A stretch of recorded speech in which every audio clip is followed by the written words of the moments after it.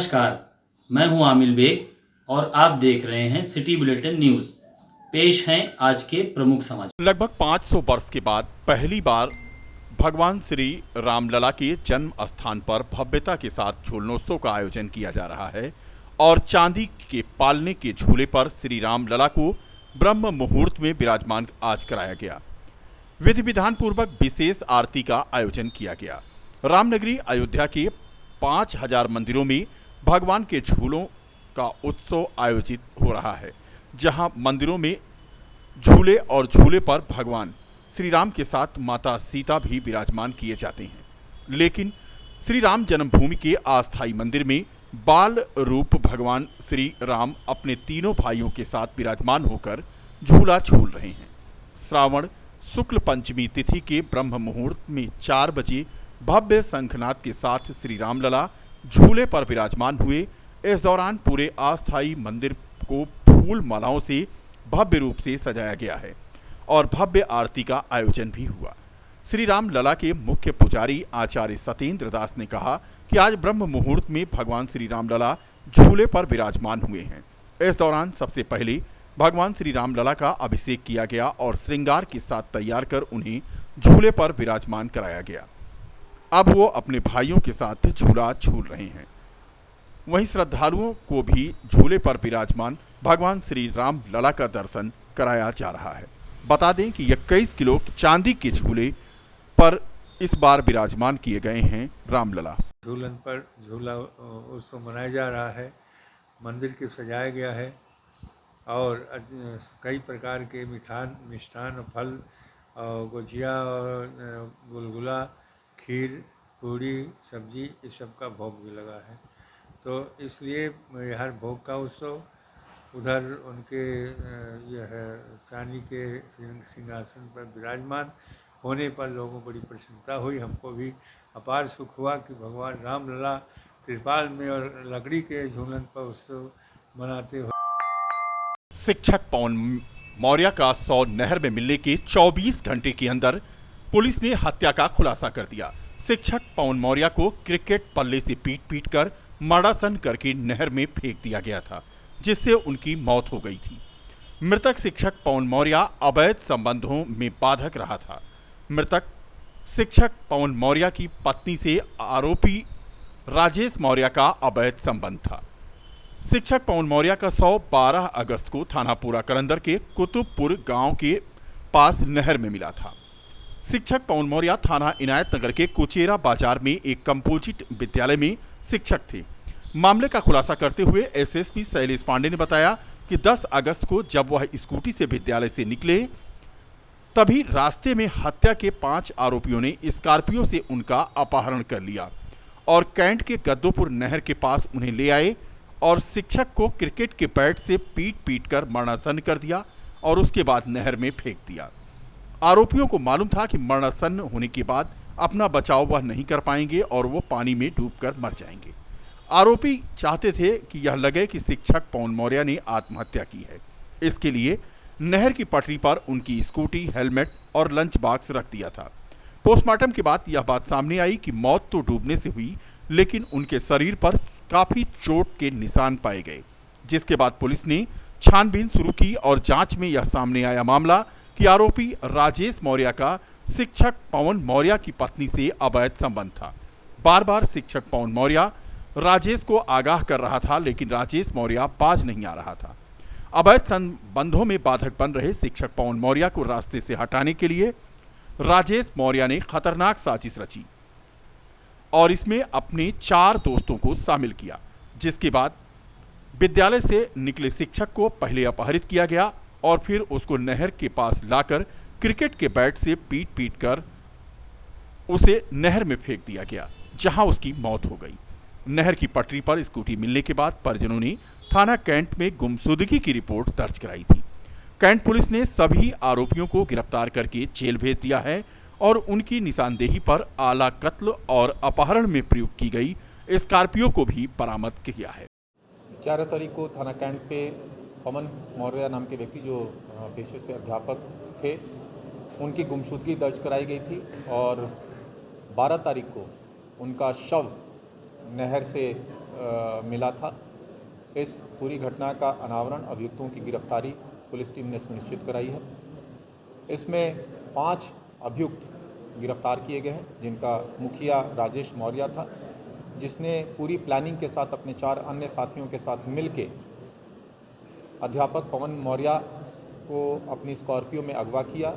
साथ ही साथ उनको अगवा करने के बाद इस घटना को आत्महत्या दिखाने के लिए उसने नहर के किनारे मृतक की स्कूटी, उनका हेलमेट, उनके लंच बॉक्स रख दिए, जिससे कि ये लग जाए कि इन्होंने आत्महत्या की होगी।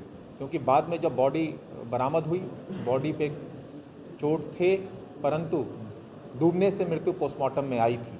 तो इससे ये पूरा पता चला कि किस तरह से इसको एक ड्राउनिंग का शक्ल देने का प्रयास इस पूरे ग्रुप ने किया था।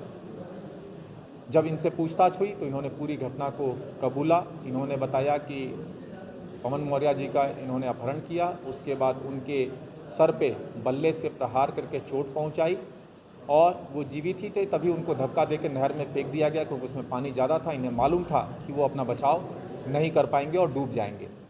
घटना के पीछे की मोटिव के बारे में ये पता चला कि मृतक की पत्नी से राजेश मौर्य के संबंध थे और बार बार मृतक द्वारा इस चीज़ के लिए मना किया जाता था, विरोध किया जाता था। इसी से दुष्प्रेरित होकर इसने अपने साथियों के साथ मिलकर इस घटना को अंजाम दिया। जिस बल्ले से उन पर प्रहार किया गया था वो बल्ला बरामद कर लिया गया है। साथ ही साथ जिस गाड़ी में इनको उठा के ले गया गया था वो गाड़ी बरामद कर ली गई है। पूरे 5 लोग जो इसमें इन्वॉल्व थे उनको गिरफ्तार करके जेल भेजा जा रहा है। नगर पंचायत बीकापुर में 72 आउटसोर्सिंग कर्मचारियों के वेतन को लेकर पेच फंस गया है। नगर पंचायत अध्यक्ष, नगर पंचायत अधिकारी के मध्य मतभेद होने के कारण कर्मचारियों का वेतन आहरित नहीं हो पा रहा है। बताते चलें कि कुछ दिन पूर्व नगर पंचायत के सभासदों ने वास्तविकता से अधिक कर्मचारियों का मास्टर रोल भरकर सरकारी धन के दुरुपयोग की शिकायत नगर पंचायत के अधिशासी अधिकारी से की थी, जिसके मद्देनजर ईओ द्वारा आउटसोर्सिंग कर्मचारियों के वेतन पर जांच होने तक रोक लगा दी गई है, जिसको लेकर नगर पंचायत में तनाव का माहौल व्याप्त है। शासन द्वारा नामित सभासद राजेश कुमार पांडे उर्फ गुड्डू पांडे ने आरोप लगाया है कि आउटसोर्सिंग कर्मचारियों की आड़ में बड़े पैमाने पर धांधली की जा रही है, जिसकी शिकायत अन्य सभासदों के द्वारा अधिशासी अधिकारी के समक्ष की गई है। नगर पंचायत में हम नामित सभासद हैं और हमारे यहाँ जो है आउटसोर्सिंग के 72 कर्मचारी रखे गए हैं, जिसमें हम सभी सभासद की उस दिन मीटिंग हुई, सबकी हाजिरी ली गई, जिसमें 45 लोग मिले, बाकी नहीं मिले, वो काम नहीं करते हैं। और ईओ साहब को हम लोगों ने इसके खिलाफ जो है वो दिया गया। ईओ साहब ने कहा ठीक है, हम जितने कर्मचारी नहीं आ रहे हैं, काम नहीं कर रहे हैं, उनको तनख्वाह नहीं दिया जाएगा। लेकिन ईओ साहब के ऊपर चेयरमैन ज़बरदस्ती दबाव बना रहे हैं कि आप 72 लोगों को जो है तनख्वाह बनाई जाए। ईओ साहब ने कहा कि हम फर्जी लोगों को तनख्वाह नहीं दे पाएंगे। पड़ोसी जनपद अंबेडकर नगर में भगवान भोलेनाथ का एक आकर्षक तीर्थ स्थल शिव बाबा मंदिर, जहां आज नागपंचमी पर श्रद्धालुओं की भारी भीड़ उमड़ी। बता दें कि यह स्थान शहजादपुर के हरलालका रोड में स्थित है।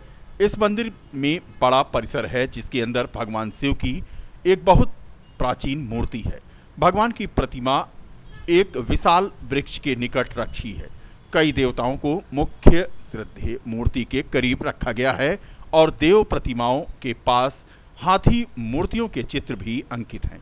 प्रवेश द्वार में विभिन्न प्रकार के बेलों का एक गुच्छा स्थापित किया गया है, जो इस उल्लेखनीय मंदिर की विशेषता है। स्थानीय निवासियों का कहना है कि यह अनोखा मंदिर है।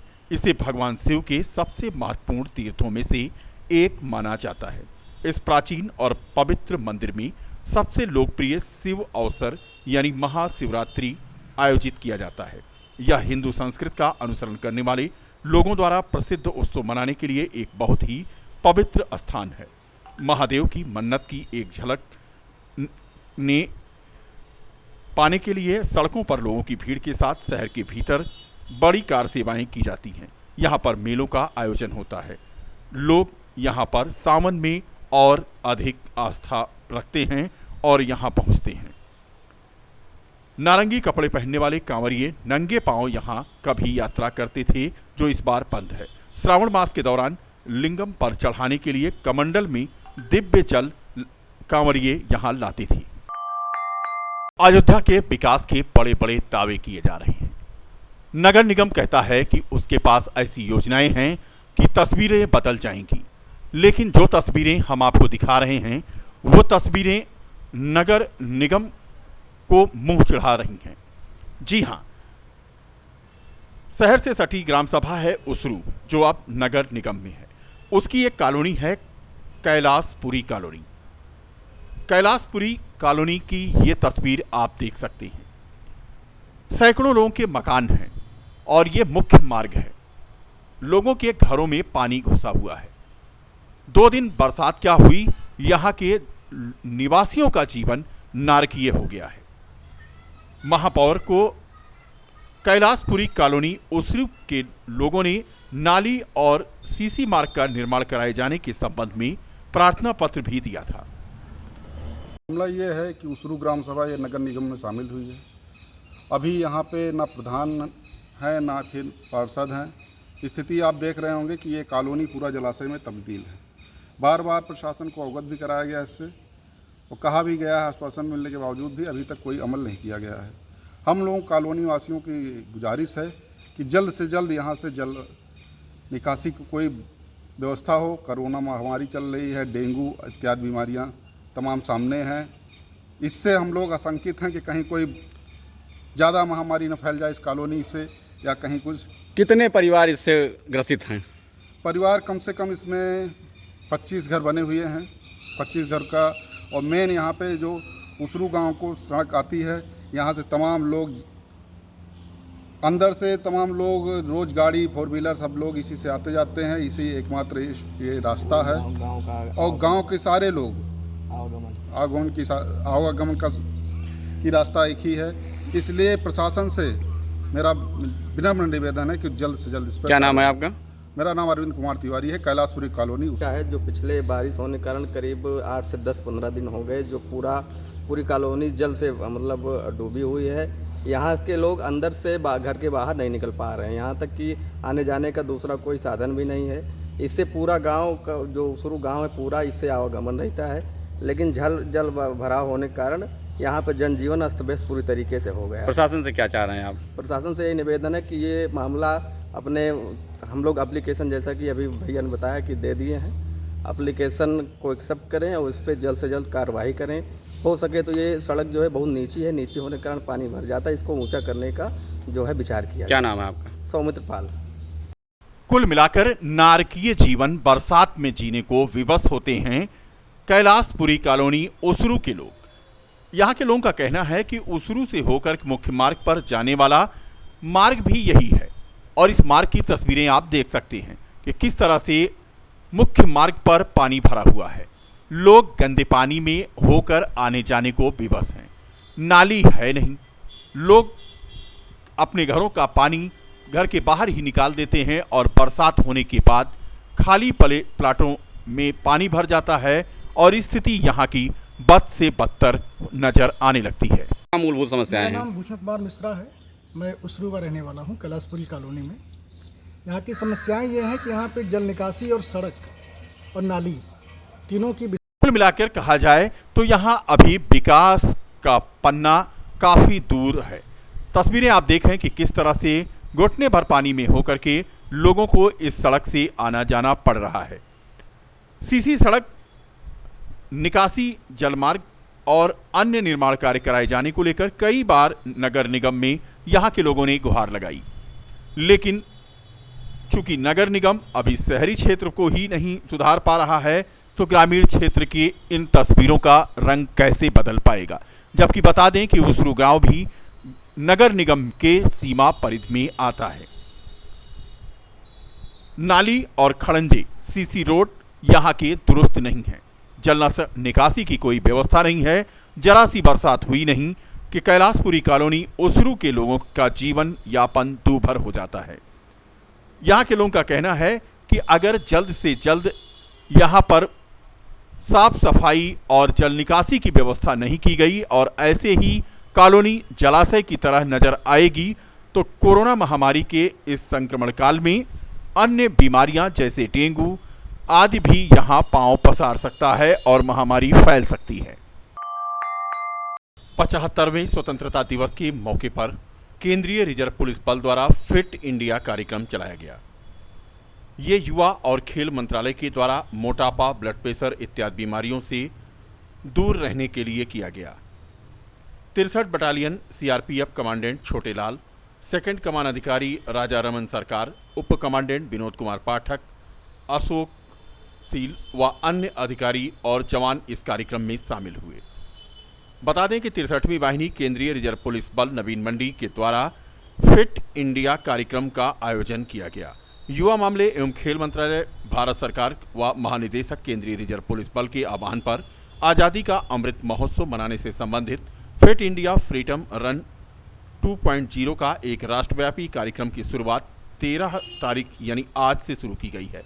इसका समापन 2 अक्टूबर को होना है। इन सभी कार्यक्रमों को फिट इंडिया फ्रीडम रन 2 का नाम दिया गया है।